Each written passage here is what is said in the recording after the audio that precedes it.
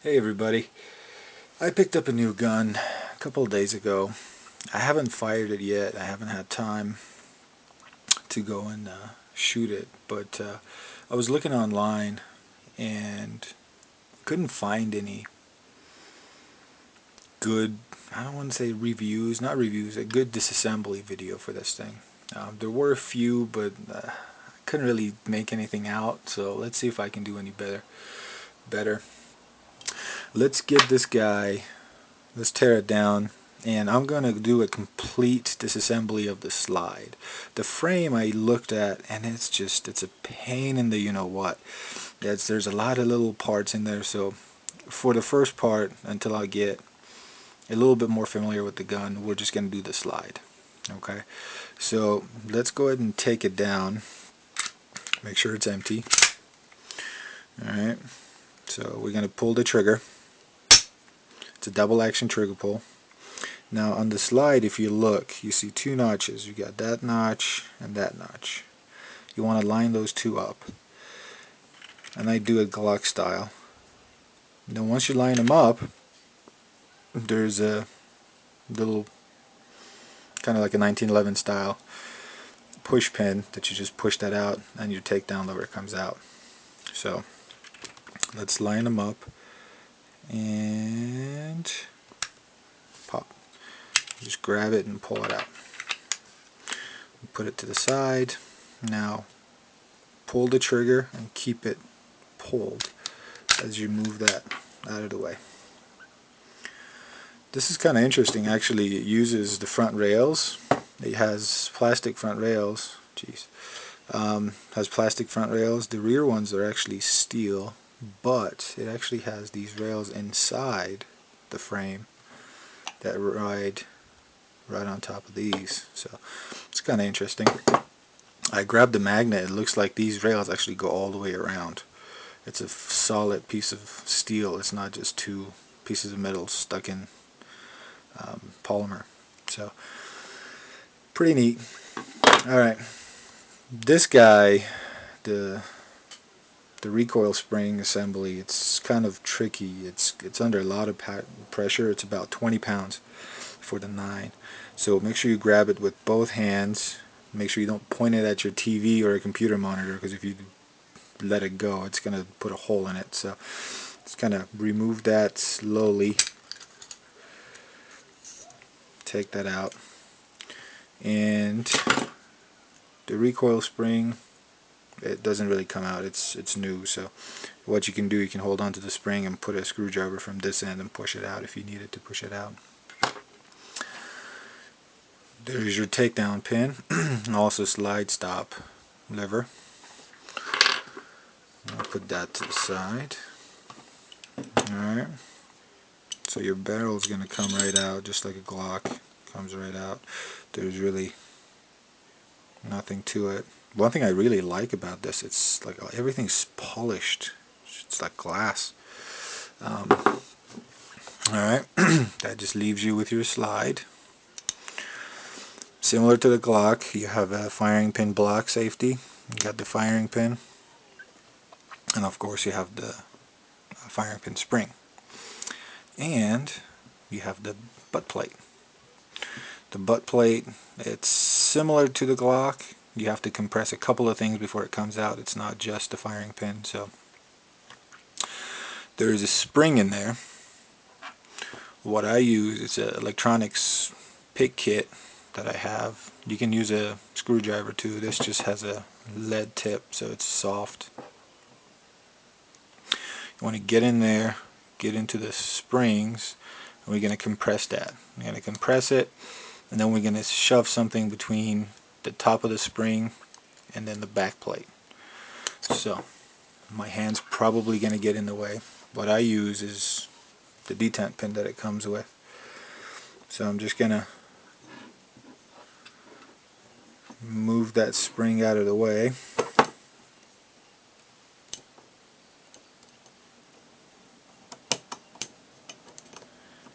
This is a new gun, so it's everything's a little stiff on this thing.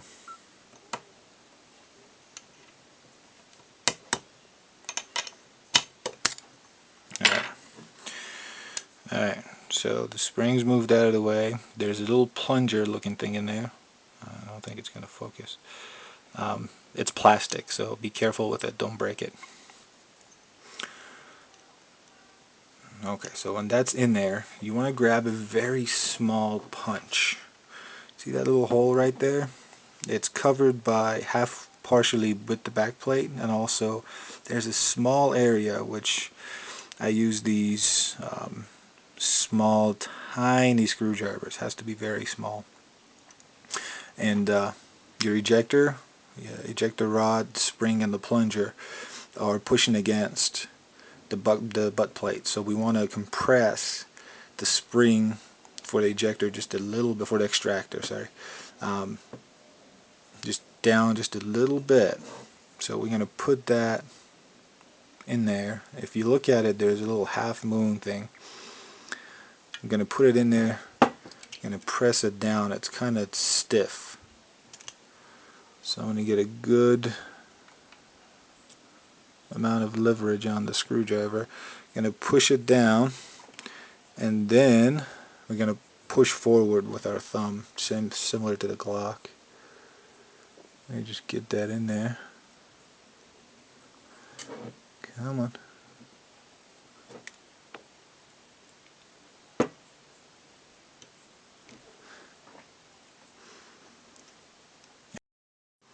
Okay, sorry, got it started. It was kind of hard to do with the through the viewfinder. Kind of need to look at it, but yeah, I got the plate started. All you do is just press that down. It takes a good push. You have to give it a decent amount of push, especially with something small like that. So once that goes down just a tad bit, you can push that forward. Now that's fitted pretty tightly right there. The first time it took a lot of force to get it off, and a little bit of prying. So let's try and see if we can get that off. Now keep your finger on top of it. See how it's coming off?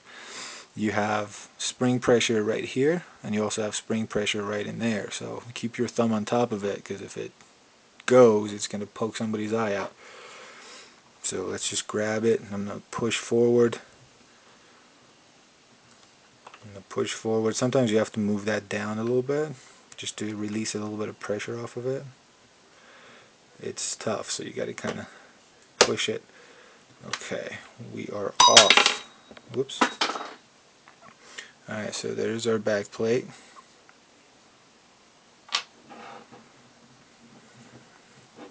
Okay, there is our firing pin spring, and there's that plastic plunger that they have in there. You got to be careful with that. The only reason that's there is to keep that spring from moving about when it's in here. When the plate's sitting down, that's sitting into it, kind of like that. Whoops. Kind of like that. It's sitting in there. And this little thing, this little notch, is where the plunger for the extractor sits in. So you want to press it down just enough to clear the back plate so you can move that down. Okay, and then for the firing pin itself, you just pull it out, and it's going to come about to here, and it's going to stop, and you got to push the safety down all the way, and the firing pin will come out. It's actually similar to the XDs. It's kind of robust for a tiny one. It's robust. There's two parts to it. There's this little, I think it's a guide. It doesn't matter which direction it goes in, as long as it goes in.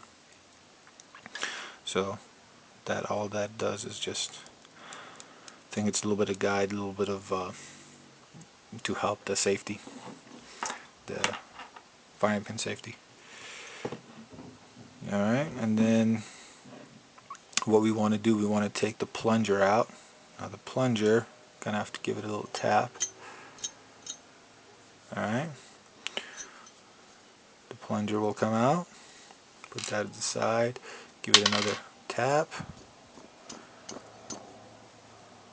and the spring will come out. Put the spring to the side.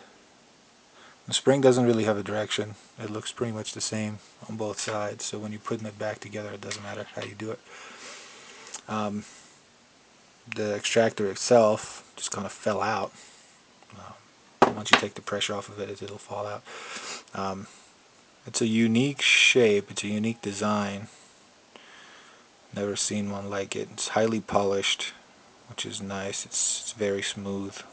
So it's kind of similar to the Glock, but it's got the little bit right there. I'll put that to the side. And then lastly is the push rod for the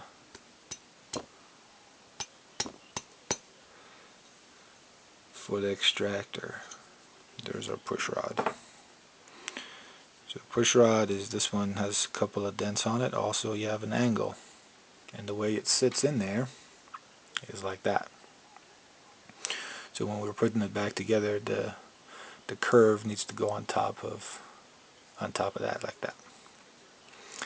Okay, and that's it. Oh, we need to get the safety out, and the safety, just once you take the extractor assembly out, it just kind of comes out. Has a little spring. Make sure you don't lose that. I haven't tried pulling it out. I'm not going to, because it's going to be a pain in the you-know-what to put it back together. So now you can take a brush to it and clean it, and you're good to go. Alright guys, we'll come back for the reassembly.